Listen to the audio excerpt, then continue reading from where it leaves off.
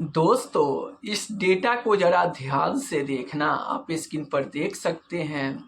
Data के अनुसार पिछले 15 सालों में मिड कैप इंडेक्स का एवरेज रिटर्न लगभग 66% रहा है, जो लार्ज कैप के 44% रहा और स्मॉल कैप 58% एवरेज रिटर्न से ज़्यादा है। यह आंकड़े दिखाते हैं कि लंबी अवधि में मिड कैप कंपनियों ने निवेशकों को बेहतर कमाई का मौका दिया है। आप डेटा में देख सकते हैं कि 2025 में मिड कैप ने 91% का रिटर्न दिया, जबकि लार्ज कैप ने 51% का और स्मॉल कैप ने 79% की बढ़ोतरी दिखाई।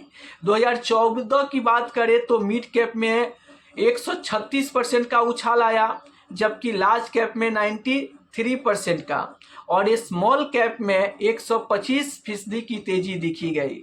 यही हाल 2012 में भी रहा, जब मिड कैप ने निवेशकों को 22% तक रिटर्न दिया, जबकि लार्ज कैप ने 19% और स्मॉल कैप ने सिर्फ 7% का ही रिटर्न दिया। तो ये डेटा दिखा रहा है कि मिड कैप इंडेक्स में बेहतर रिटर्न बनते हुए नजर आ रहे हैं। अब आपके मन में ये सवाल आएंगे कि क्या स्मॉल कैप से भी बेहतर रिटर्न मिड कैप फंड दे रहा है, तो फिर स्मॉल कैप में क्यों इन्वेस्ट करें। देखिए, ये data mid cap index fund का है, इसलिए अगर आप एक्टिव स्मॉल कैप फंड में इन्वेस्टमेंट करते हैं तो एक्टिव स्मॉल कैप फंड आपको मिड कैप इंडेक्स फंड से बेहतर रिटर्न देने का दम रखता है। जी हाँ, आपने सही सुना, एक्टिव स्मॉल कैप फंड से कम पैसा मिड कैप इंडेक्स फंड में बनेंगे और उनसे कम पैसा लार्ज कैप फंड में बनेंगे।